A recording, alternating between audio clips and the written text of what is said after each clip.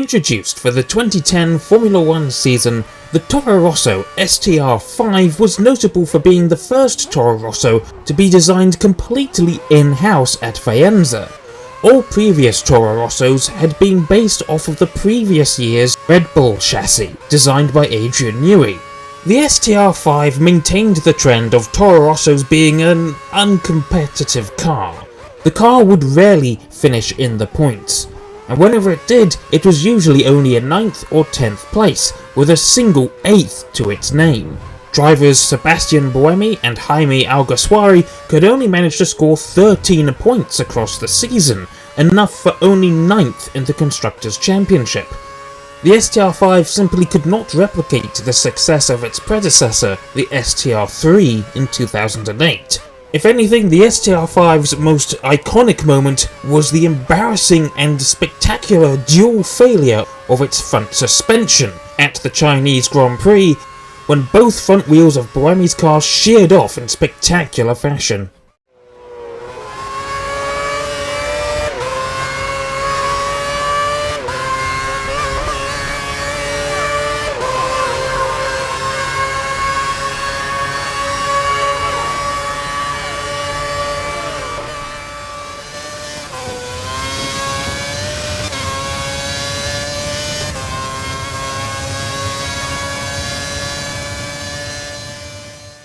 For 2011, Toro Rosso retained 2010 drivers Buemi and Alguersuari to pilot the STR6, the first Faenza-based Formula 1 car to run on Pirelli rubber since the Minardi M190. The STR6 was a notable improvement over its predecessor, able to score points much more frequently and even managing to achieve a handful of double points finishes. The pace of the Ferrari-powered car improved a little bit as the season went on, and Alguersuari managed to score the car's best finishes of 2 P7s. The team would battle for 7th in the Constructors' Championship against rival Ferrari-powered team Sauber, though ultimately Sauber would come out on top by just a handful of points.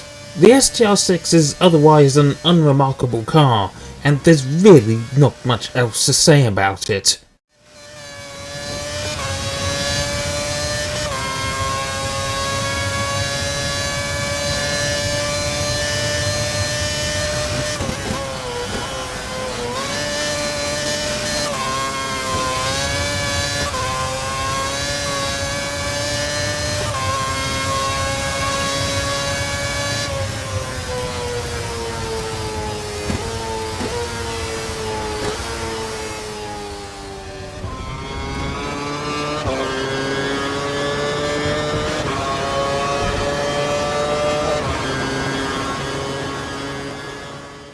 For 2012, Toro Rosso would change its driver lineup from Alguersuari and Buemi to Daniel Ricciardo and Jean-Eric Vergne. Driving the STR7, the season initially started rather promisingly, with Ricciardo scoring a 9th place at his home race in Australia, and Vergne scoring 8th in the next round in Malaysia. But then the team's luck would run out, and they wouldn't score another point for the rest of the first half of the season.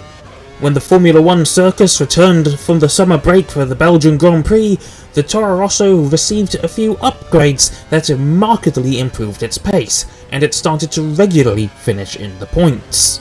Ricciardo would score a handful of 9th and 10th places, whilst Vergne scored all of his points by finishing in 8th. Toro Rosso would finish a lonely 9th place in the Constructors' Championship, well ahead of the backmarkers of Caterham, HRT and Marussia, but well behind 8th placed Williams.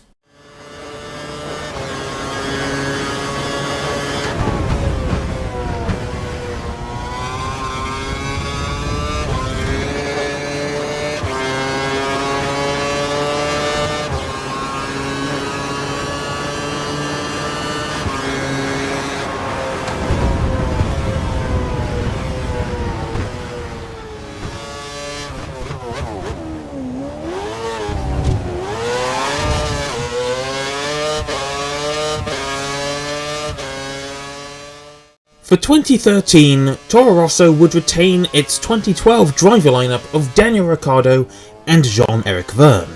Together, they would drive the STR8, an uncompetitive and unreliable machine. Whilst the chassis of the car was half decent, the Ferrari engine proved not to be, especially as it was a 2012 spec engine and therefore slightly underpowered compared to the 2013 spec engines.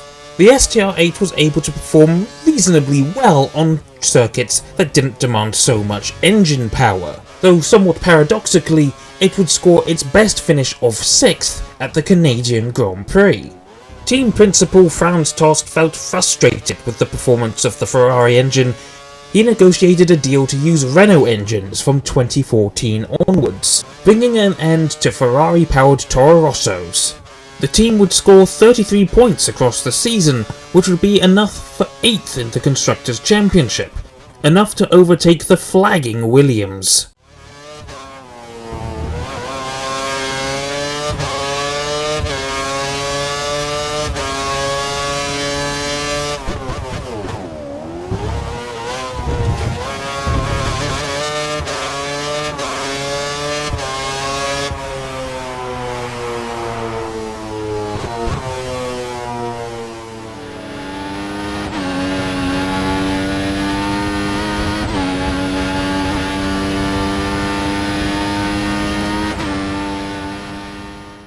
"2014 saw the STR9 driven by Jean-Eric Vergne and Daniel Kvyat to replace the Red Bull-bound Daniel Ricciardo.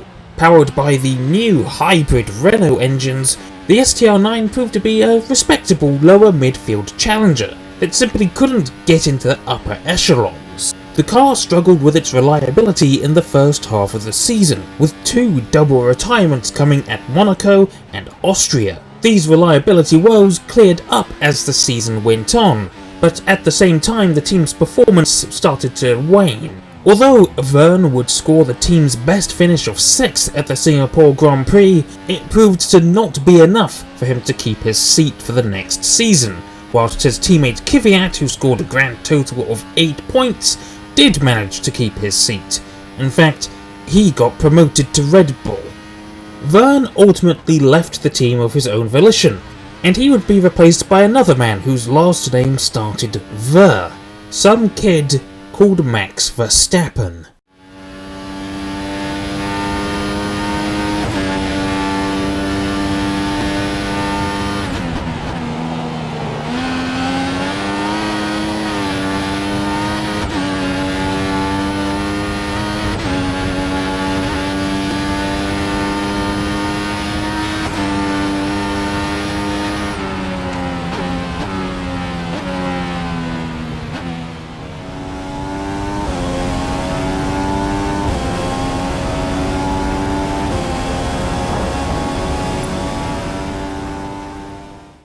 Max Verstappen would partner his fellow junior Carlos Sainz Jr. to drive the STR10 for Toro Rosso in the 2015 season.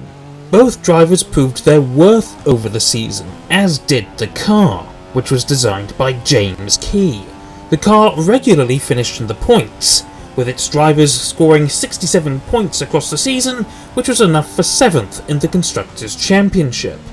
Sainz would be somewhat outclassed by the rookie sensation that was Verstappen. Whilst Sainz managed a best finish of 7th at the United States Grand Prix, Verstappen would one-up him with 2 4th places, one at the Hungarian Grand Prix and the second in the United States.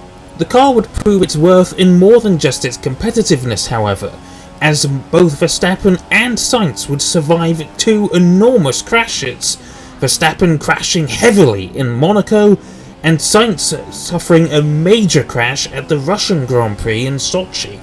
Both drivers survived completely unscathed.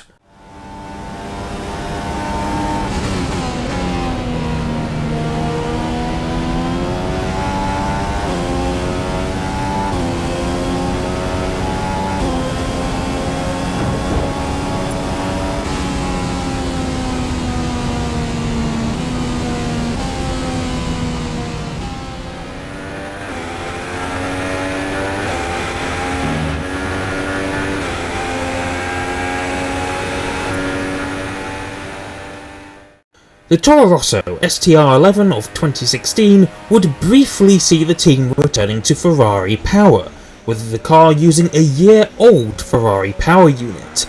This was due to the breakdown in the relationship between Red Bull and Renault. The car would initially be driven by the 2015 lineup of Max Verstappen and Carlos Sainz. Verstappen would score well in the first 4 races before he would be unexpectedly promoted to Red Bull, and Kvyat demoted to take his place. Whilst Verstappen went on to win his first race for Red Bull, Kvyat could only manage 10th, and the rest of his season was shambolic, only scoring 4 points for Toro Rosso. Sainz meanwhile managed to drag the car to 3 6th place finishes across the season, even as the car's pace fell off towards the end of the season owing to the year-old power units. The STR11 was the last Toro Rosso to use the distinctive Charging Bull mural on its engine covers. For the next season, the team would undergo a little bit of a rebrand.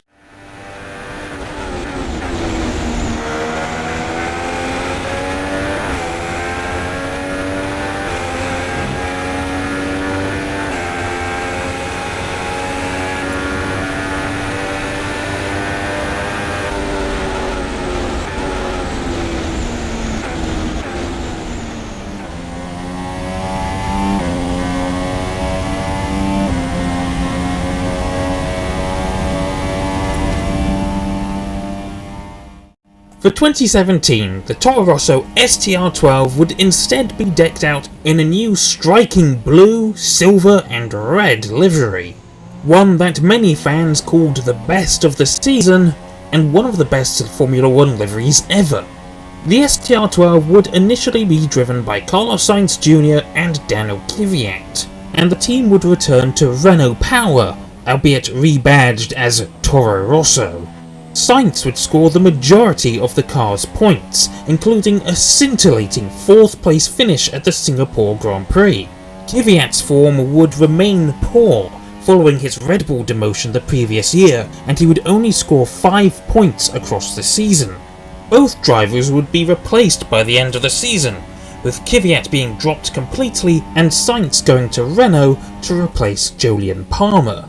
Promoted in their place would be Brendan Hartley and Pierre Gasly, neither of whom would score a point for the rest of the season. The STR12 would be the last Toro Rosso to use Renault engines, as they would switch to Honda power for 2018.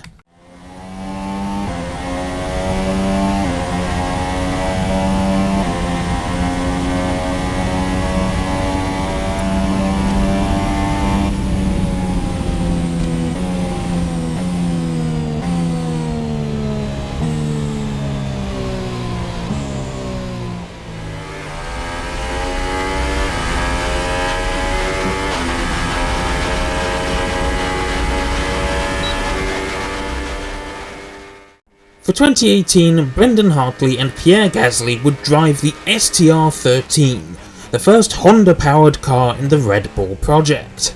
The year would essentially be written off for Toro Rosso, as it would be devoted to helping Honda develop their power unit to a more competitive state after 3 miserable years with McLaren. As a result, the STR13 was a rather uncompetitive car, rarely scoring points, though it did manage to score a 4th place finish in Bahrain, courtesy of Gasly. In fact, Gasly would be the one to get the most out of the car. Although he only scored 5 times across the season, he managed better positions than his teammate Hartley, who only scored a total of 4 points. Ultimately, the team would only score 33 points across 2018, and only finished 9th in the Constructors' Championship, but the work that they had done with Honda on improving their power unit would pay dividends for the project later on.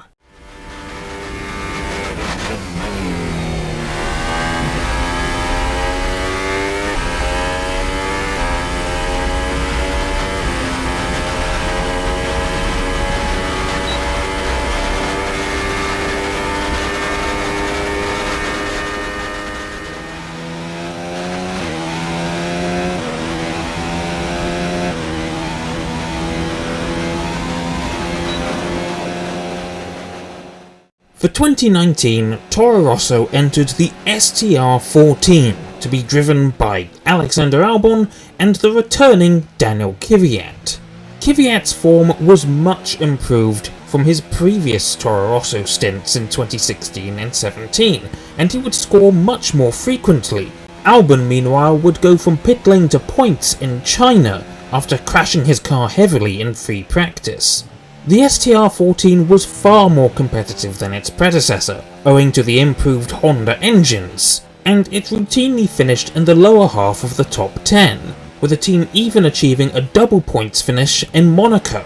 The team's first half of the season would be fairly solid, until the German Grand Prix rolled around. The chaotic wet race saw Kvyat manage to finish in 3rd place, the first podium for the Toro Rosso team since Sebastian Vettel won the Italian Grand Prix in 2008. However, things changed a little for the team after the summer break. Before the season had begun, Pierre Gasly was promoted to Red Bull, but his performances were not deemed good enough by the team, and so he was demoted back to Toro Rosso, with Alexander Albon taking his place. Despite the demotion, Gasly took it in stride and continued to drive to the best of his abilities, and even managed to outperform Kvyat. The second half of the team's season would also be fairly solid, with 2 more double points finishes at Belgium and engine manufacturer Honda's home race in Japan. But the highlight of the team's season would come at the penultimate round in Brazil. 66 laps into the race, Gasly was running in a respectable 6th place, until the 2 Ferraris took themselves out. Then he was running in 4th, until the Mercedes of Lewis Hamilton punted his Red Bull replacement Albon off the track, which saw Albon dropping down the order and allowed Gasly to overtake Hamilton for 2nd place on the road. With just 1 lap to go, Hamilton harried Gasly to the line, resulting in a drag race that the Toro Rosso just about won by, with Gasly finishing on the podium for the first time in his career, and enabling Toro Rosso to finish 6th in the Constructors' Championship with 85 points, their most successful season under the Toro Rosso name.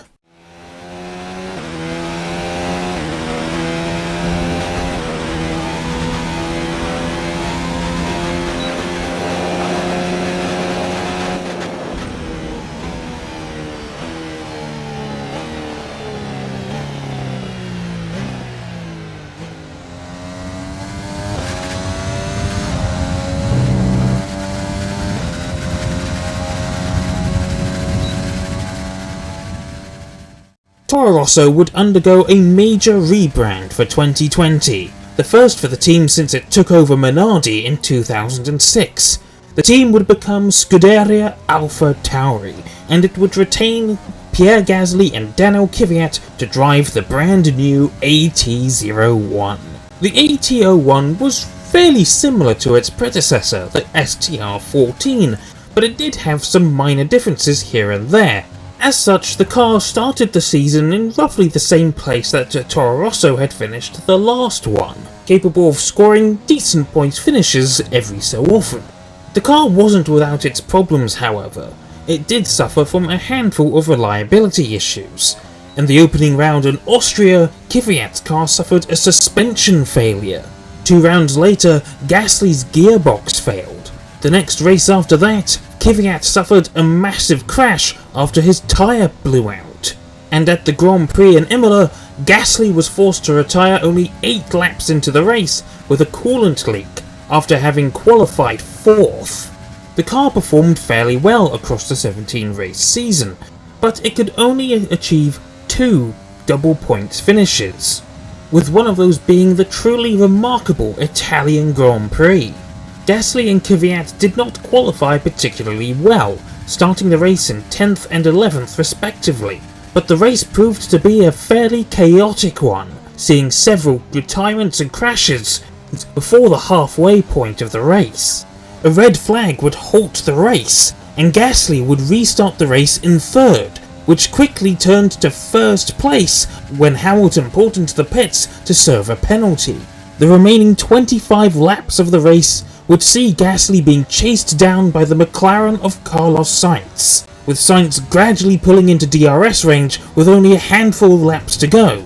Ultimately though, Gasly drove his heart out and would hold on to take his first ever career victory, and the first victory for the Faenza team since Sebastian Vettel won the same event in 2008. It was the first time in the turbo hybrid era that a single engine manufacturer had won a race with two different teams. AlphaTauri would finish the season in 7th place in the Constructors, just 24 points behind the flagging Ferrari.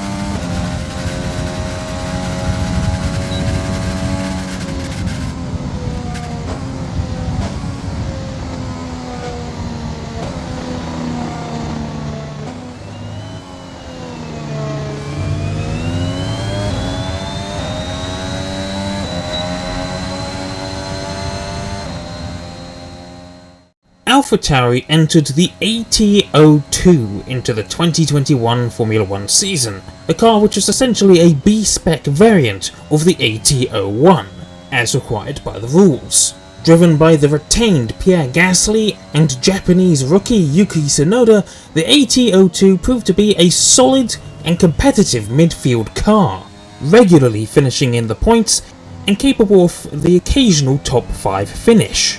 One of these top 5 finishes was a 3rd place in Azerbaijan for Pierre Gasly, which would have been a still respectable P5 had the Red Bull of Verstappen not suffered a tyre failure and Hamilton not messed up his brake magic. Gasly performed excellently in the car, scoring 2 4th places in the Netherlands and Mexico in addition to his podium. Tsunoda meanwhile scored points on his Formula 1 debut in Bahrain, with 9th place, but he lost his motivation somewhere along the way after a string of bad luck and some crashes. Tsunoda would only manage to finish in the points 7 times across the season, which saw many doubting his abilities as a driver. But in the final race of the season in Abu Dhabi, Yuki achieved his best finishing position in a Grand Prix to date, with 4th place, overtaking Valtteri Bottas on the controversial final lap. The 2021 season proved to be the best that the Faenza team had ever had, outshining even the 2019 season, even though it scored less podiums, and of course no victories. AlphaTauri would finish the season with 142 points, more than enough to finish 6th in the Constructors' Championship, and only 13 points behind 5th placed Alpine. Had Tsunoda been able to score more frequently, the team may have been able to achieve Franz Tost's long sought after goal of 5th place in the Constructors.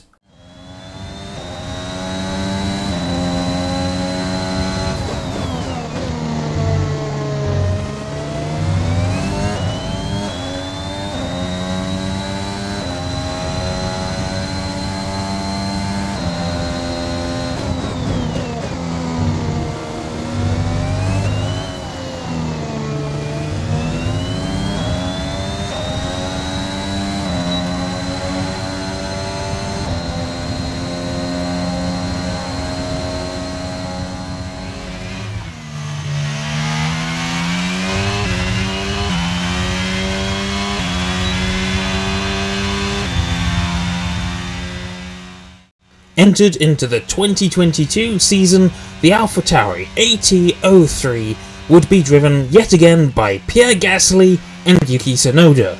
If I could say one good thing about this car, it's that it looked good. And that is about all you could say about this car in a positive light. It was a marked step back from its predecessor in every single way. Although Yuki Tsunoda would score an 8th place in the season opener, Gasly's car would burst into flames. At the very next round in Saudi Arabia, Tsunoda would be the victim of a power unit issue that prevented him from even taking part.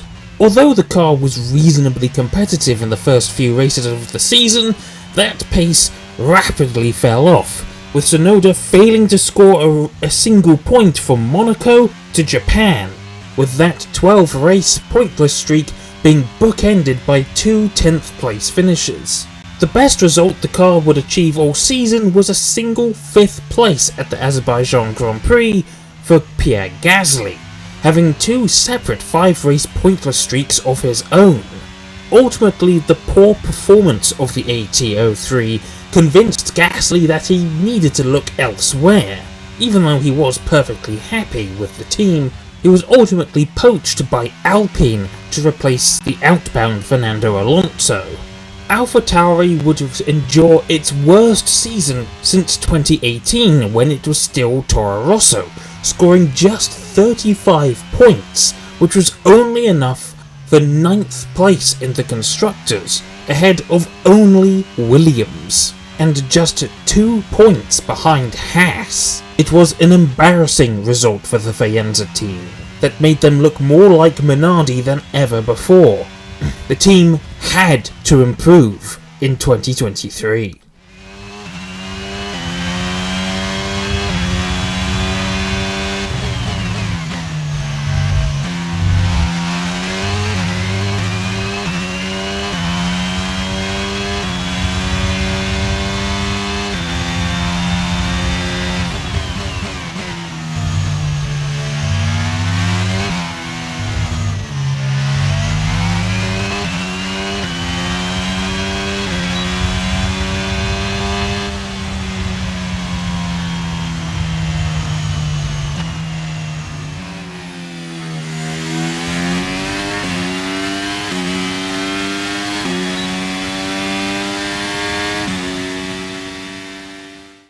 The team did not improve for 2023. In fact, if anything, it technically got worse, as all 4 of the team's drivers could only manage to score 25 points between them, which was enough for 8th place in the Constructors' Championship, and this 8th was only due to Alfa Romeo falling down the order. The AT04 would initially be driven by Yuki Tsunoda and Nick de Vries, who had impressed with Williams in a Super Sub appearance the year before. Tsunoda would drive the car for the entire season, whilst Nick de Vries would be dropped after just 10 rounds, lasting 1 race shorter than Gasly did with Red Bull in 2019. This was due to his propensity to crash the car rather than actually scoring points. He would initially be replaced by Daniel Ricciardo, who would drive for the team for the first time since 2013, but he would only drive for 2 rounds before breaking his wrist in a crash at Zandvoort. He in turn would be replaced by New Zealander Liam Lawson, who went on to impress everyone when he managed to out-qualify the Red Bulls at Singapore and finish in 9th place, which was the best result that the team had achieved all season long.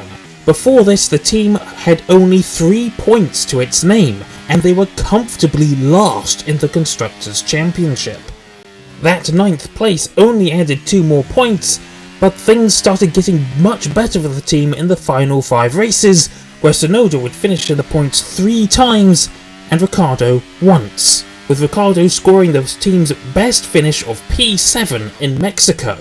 This slew of decent results, which included an 8th place, a fastest lap point, and a 6th place in the Sao Paulo sprint, saw the team leapfrog Haas and Alfa Romeo for 8th in the Constructors' Championship, and thus avoiding the ignominy of finishing last for the first time in the team's history, or at least since the Minardi days.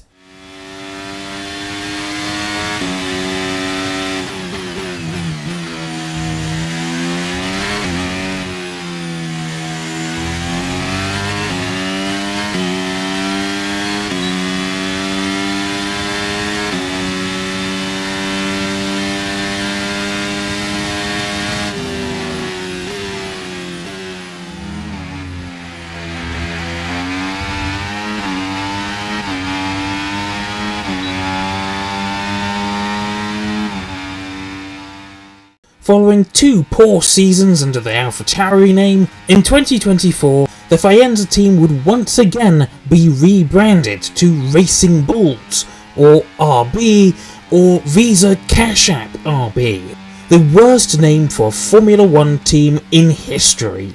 Driving the imaginatively named V-Carb 01 would be Yuki Tsunoda and Daniel Ricciardo. The team would buck their 5-season trend of scoring in the first race of the season, but the car would at least prove to be more competitive than its two predecessors, perhaps owing to the various Red Bull components that the car was now fitted with. Although some feared that this would turn the Red Bull sister team into another dominant team on the grid, that proved not to be the case, and the car was only just about as competitive as any of its other predecessors. The V-Carb 01 proved to be an inconsistent machine. Although it was capable of scoring for several races in a row, it was also capable of not scoring for several races in a row. Tsunoda, who drove the car for the entire season, was clearly the best driver that RB had, outperforming not just Ricciardo, but Ricciardo's replacement, Lawson, for the final 6 rounds of the season, as Yuki was able to pick up a hat-trick of 7th places. The best Lawson could do was 2 9th places, and the best that Ricciardo could do was a 4th place in the Miami Sprint. He was nowhere in the Grand Prix itself. Ricciardo was initially considered to potentially replace Sergio Perez in the Red Bull cars, but when his performance didn't improve, and in fact, if anything, got worse, he was unceremoniously dropped from the team after the Singapore Grand Prix. Tsunoda would be rewarded for his efforts by being given a contract extension for V-Carb, whilst Lawson was given a promotion to Red Bull for some reason. The team managed to finish the 2024 season in 8th place in the Constructors' Championship, though this would have been a comfortable 7th, if not for that ridiculous, if not for Alpine shenanigans. With Lawson Red Bull bound and Isaac Hadjar now taking his place, RB, Racing Bulls, whatever, have to improve in 2025, and Yuki Tsunoda should probably start looking elsewhere on the grid, if we're being honest.